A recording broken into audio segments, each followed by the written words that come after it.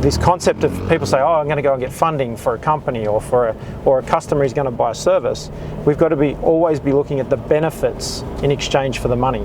Not the features of the product, but the benefits.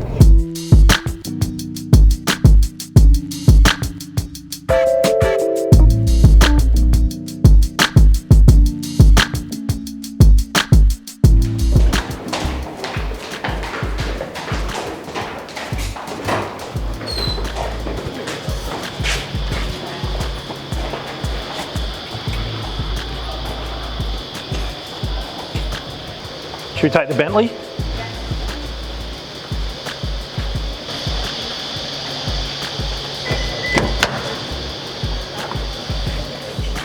Can you get in? I'll drive out.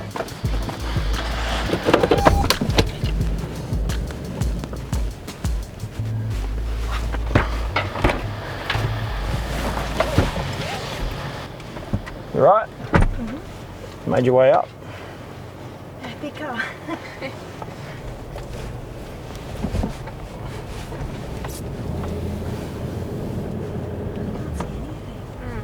Smokes a lot worse out here. Yeah, I think it's the fire over the back of the Hawkesbury. Yeah. From sort of north of Windsor. So ask me some questions, guys. Yeah. Career questions, what you want help with, what you're thinking, what you're doing. You've got me in the car there in the back. What's your plan? What are you thinking? Are you just getting through life week to week, day to day at the moment, or have you got something in mind? I'm writing a web series at the moment. Right. Which is being good. Talk me through that. It's a mockumentary about social media. Right. Who's the audience for it? Well, mainly for young people. Right. So what's the story you hope to tell? Talk me through the story. Each episode is a different set of characters and different scenario.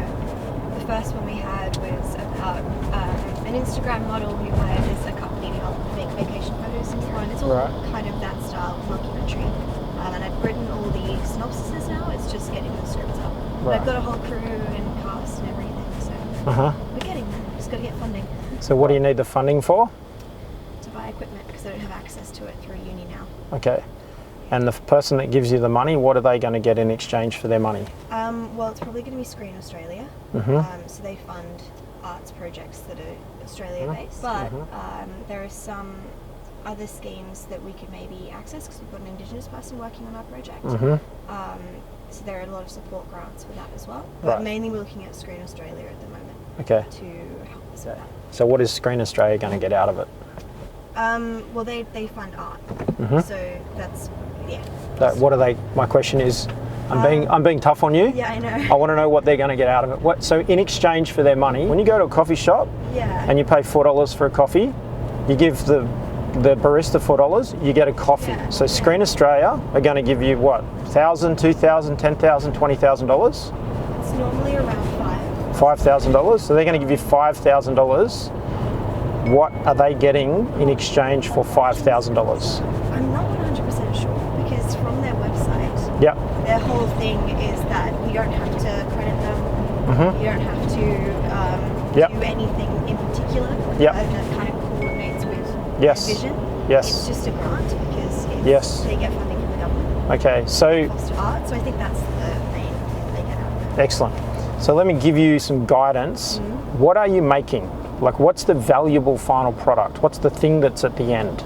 So 1 year from now, you will have what? Hopefully a few festival entries. Okay, but to get the festival entries, what will you physically have at the end of 12 months? A 7-episode web series. There you go. So Screen Australia, if they're going to give you $5,000, will have access to, or will have brought to fruition from nothing to something, 7-episode web series. Does it make sense? Yeah. So when someone asks you the question, what are we getting in exchange for our $5,000? You say, well, you're going to contribute to the creation from nothing to something of a 7-episode web series. So then the second question is, they may then have created a team of, how many on your team? It's about 12. So they may have created 12 more people with experience that otherwise didn't have experience. So you could consider that it's actually a piece of educational money. So they're actually paying for you to get experience where you couldn't have otherwise got it. Yeah. So when we talk about like objectives of this, and it's about fair, the concept is about fair exchange. Yeah. You want to make sure there's fair exchange. So when you are putting in your grant application, you want to get really clear on what their strategic objectives are. Yeah. So you want to go and look at the Screen Australia Charter. It's not just about randomly creating art, because art is meaningless if no one can see it. I'm just guessing, but they're going to probably be thinking about how does the art get distributed, how does it get seen. Yeah. You know, you can't sell it, for example. There might be constraints on actually selling it. There might be requirements in terms of it. You know, yes, it's creating a movement, but it's also about developing an industry. Yeah. So there might be a charter that Screen Australia is responsible for developing the film and television industry, for example, or creative, you know, audio visual industry.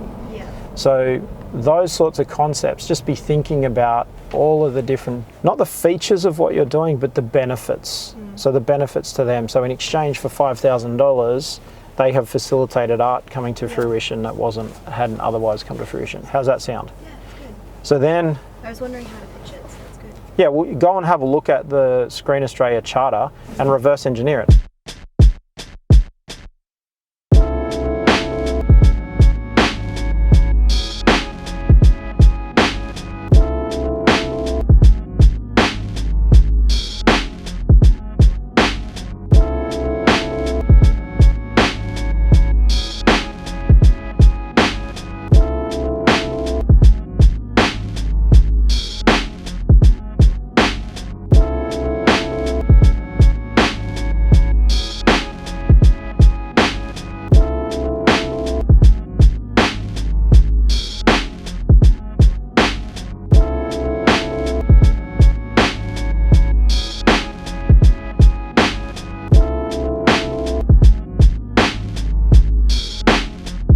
I think that tertiary education teaches you how to learn under stressful, misguided, undirected environments to get some sort of deliverable outcome. So it's the journey, it's the process to learn how to learn and critique, not just, you know, scroll and that'll do. It's like, oh, let me just get a sense of the trend of information and assemble ingredients and then form my own view.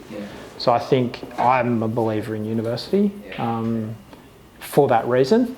While they continue to promote that and deliver that, I'll agree with it. And I think it's worth it. I think, you know, when you talk about how it's paid for and that sort of stuff, you know, I'm starting to wonder whether they need high value real estate in, you know, broad green locations. You know, you challenge that. Like when you look at where Harvard's located in, you know, some of the global prime real estate. And, you know, and what's down the end of the road here in terms of Sydney and New South Wales and UTS. UTS is a great example. You don't need, you know, the UTS is up, not out. So that's going to make the learning and development programs. But then they're going to get disrupted by online learning, so they're going to have to remain relevant. But I'm a huge believer in the research and development, the front end type stuff that's happening at university that then, you know, by the time you get to being a decision maker, you can implement what was being discussed at a theoretical hypothesis level. As a business coach, when you work with businesses that have cash flow problems, you'll have cash flow problems. When you work as a business coach with companies that are going places, you'll go places. I was like, oh, that's an interesting statement, makes sense, right? So you become the average of the people you hang around. I'm interested in hanging around businesses that are passionate, motivated, want to do great stuff, you know? It's fun. In 2015 or 2014, I hired a video guy to come in, do a video, you know, for $1,000 you get a 3-minute video. He died of a heart attack. He was a friend of mine. So if you know, do you know Guy Leach? You heard of Guy Leach, the Iron Man? So Guy Leach basically is out there selling defibrillators at the moment, and it's specifically driven by that relationship with Charles Stewart, who was our video guy, his and mine, and we're part of a group of friends, if you like. So I hired Chucky, and I was like, shit, what do I do? He died like right around Christmas time. I was like literally having a glass of red wine with him on Christmas Eve, and then he passed away a week later. Had a heart attack paddling a surf ski at Manly. Just out training, doing the right thing. I was out and about 3 months later, and I was like, I've really got to solve this video problem. Like I see the future. I don't know, I've got this sixth sense which can see things, you know, 2 to 3 years in advance. And I could see I need to do something. And even then I was like, shit, I'm late to the party. Like I'm late. And that's 4 years ago. I was like, I can see it. I was getting really anxious about it. Anyway, I stumbled across a guy who was doing journalism, and I said, this is me biting the bullet. How much are you earning making coffees down in Bondi? He's like, 25 bucks an hour. I said, come and work for me and write because you love writing. And I said, and if you can pick up a camera and you can just hold the camera and you can have a crack at some video editing, let's try and put out 1 YouTube video a day. 70 grand, well, at the time it would have been 50 grand. I was like, right, made my $50,000 a year commitment to the guy. Do part-time, 4 days a week, because he said, oh, I want to have a day off. No problems. I convinced him to go full-time, and we've done over 1,000 videos on our YouTube channel. And he left and came back. When he left, he got one of his mates in. His mate was a much, video editing skills up here. Alexi's a journalist, copywriter, amazing. So we're doing 3 blog articles a day, roughly, 250 words 3 times a day. And that's specifically targeted at SEO. So we're just making sure, the article's got the right words in it. We were looking at some SEO stuff yesterday, and we're like right up there in terms of our search results as a result. You can turn Google around in the right place in about 48 hours, which is really interesting. Yeah.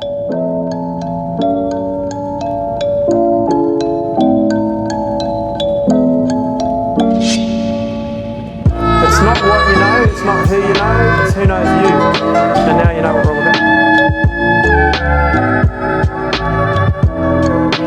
How are you? You guys want something? I'm going to get a coffee as well. What do you want?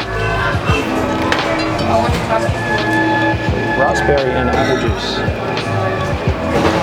What food are you having? Beef and potato.